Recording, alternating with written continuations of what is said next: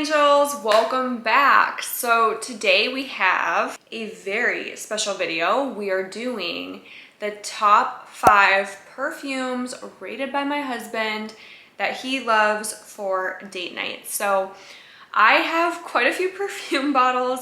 We had just gone through and organized, which I will show you guys in a separate video. So we have some fun perfumes to talk about today. You may have seen some of these perfumes in other videos. These are not ones that I would have picked for myself, so I was really interested and curious to see his opinions. So these are the top 5 rated perfumes for date night by a man.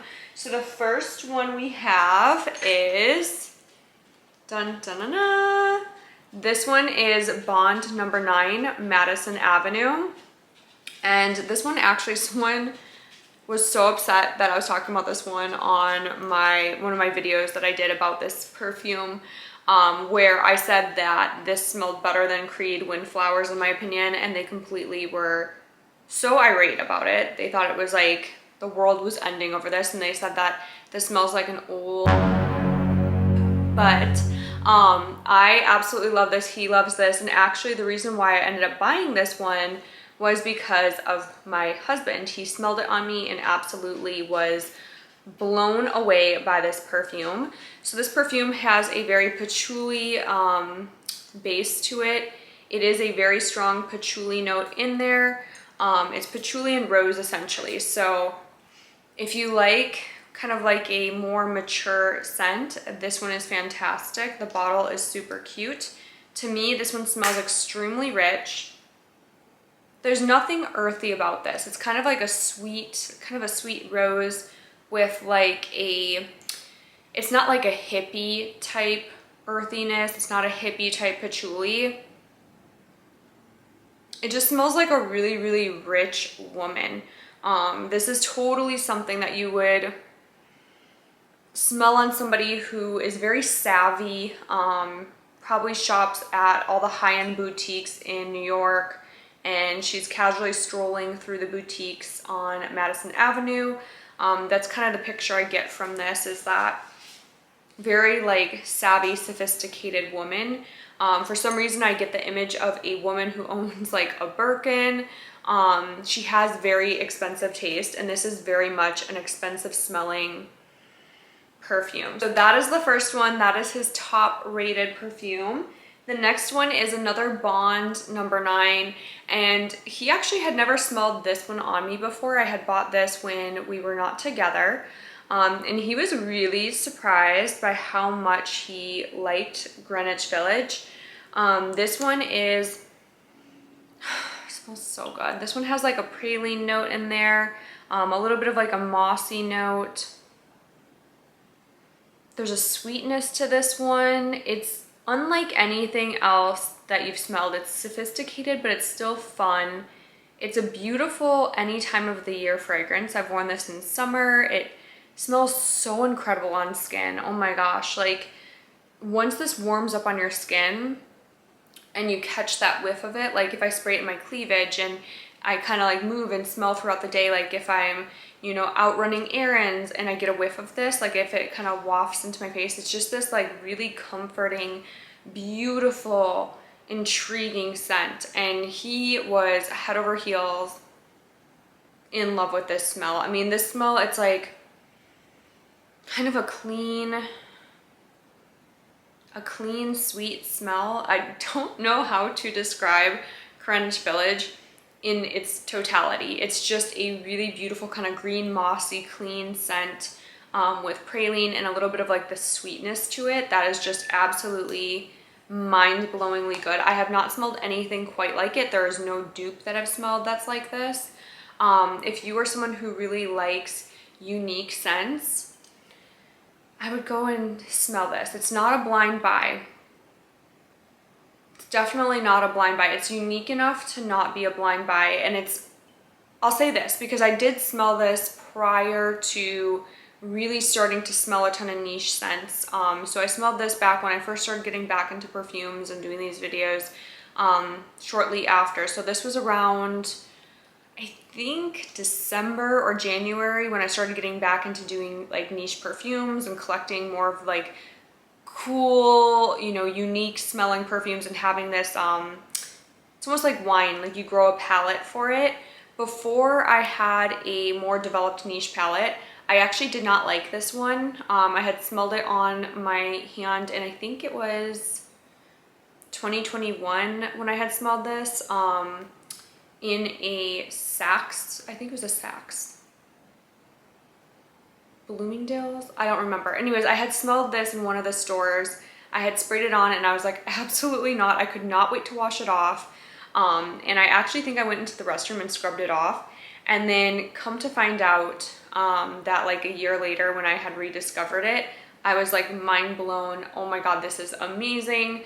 But I had smelled so many other things by that point that I think I kind of grew to love the notes inside of here. So sometimes when you're getting into perfumes, you might not like something. And let me know in the comments below if you have had this experience where you have smelled a perfume and you absolutely hated it, and then you smelled it, you know, maybe a week later, a month later, maybe it was even like a day later, whatever, and you ended up absolutely loving it, because that was my experience with Greenwich Village. Did not like it when I first smelled it, but now I absolutely love it. My husband, huge fan. He absolutely loves it. He goes crazy over it. He thinks it smells so incredible. And so that was Greenwich Village by Bond number 9. The next one we're going to talk about is, this one is more affordable. So this is a Guerlain scent. This is Mon Guerlain. This one is absolutely stunning. I love Guerlain. I think it's really hard to go wrong with Guerlain. If someone told me that they needed to blind buy a sexy perfume, I would say it'd be really hard to mess up a blind buy with Guerlain, because everything's pretty much, for the most part, genuinely kind of liked by everybody.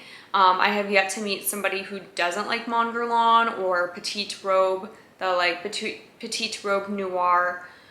People tend to like Guerlain scents. I think it's just a thing that people tend to love the Guerlain scents. So this one's sweet, it's gourmand, it's beautiful. I actually have worn this quite a bit, which I'm surprised there's not more of a dent in the bottle. It's just like a slight dent in the bottle, but this one has like a lilac, or sorry, not a lilac. This one has a little bit of like a lavender scent right off the bat. So when you spray it on, you can definitely smell a little bit of that lavender.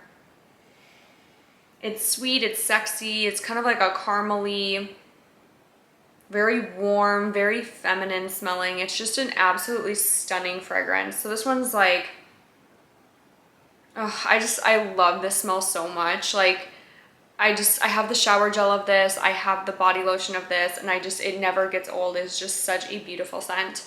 I have the flankers of it too. So I have the rose. I do not have the intense.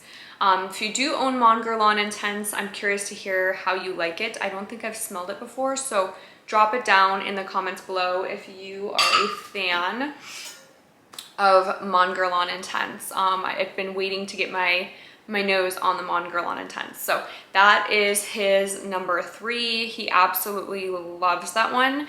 Anytime I wear it, he always gives me a compliment on how pretty it smells. The next one is this one. And I feel like this one really is so popular in Europe. And it's really popular with quite a few women, actually. It's very sexy. It has kind of like a cool bottle. I know some people think the bottle looks cheap and tacky.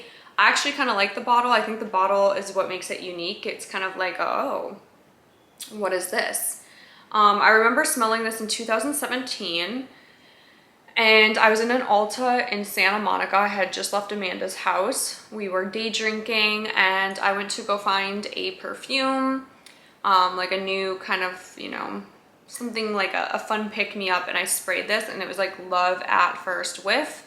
And ever since then, I have owned some form of a flanker of the Carolyn Herrera. So there's quite a few different flankers. This one's the original Good Girl, and this one is just so sexy. I don't know how to quite put into words how hot this perfume is. It seems like guys really love it. It's a designer scent, so it's inexpensive. It's a crowd pleaser. There's nothing about this perfume that is like really questionable. It kind of dries down. It has kind of more of a close to the skin type of smell. It just smells good. It's like one of those perfumes where you just smell it and you're like, wow, that just smells really sexy. There's nothing in here that's like ultra creative. Like it's not gonna be like a Xerjoff or anything like that, but it just smells really, really good, very sexy. Again, crowd pleaser. Every time I do wear this, I tend to get compliments. People say, what do you have on? Like, what are you wearing? It just smells really, really good. Fruitiness to it. I had like a tickle in my throat, you guys. It's so like dry up here. We've had the air conditioning just cranking up here because it is so hot in Florida, like literally melting hot. So pardon me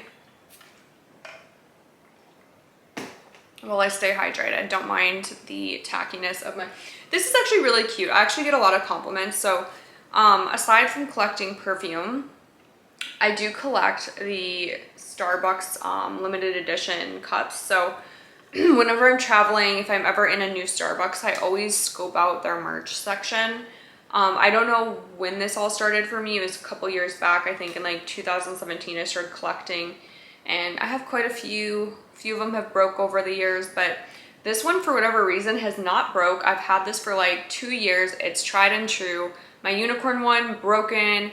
My Disney one is not broken yet. Actually, I did break 2 of the Disney ones, but for whatever reason, this guy is standing the test of time. So anyways, back to perfume. This one has almost kind of like a little bit of a fruitiness, and this smells almost a little bit, so I said this doesn't smell creative at all, but if I were to compare this to like a niche perfume, there is a little bit of DNA of Xerjoff Acento Overdose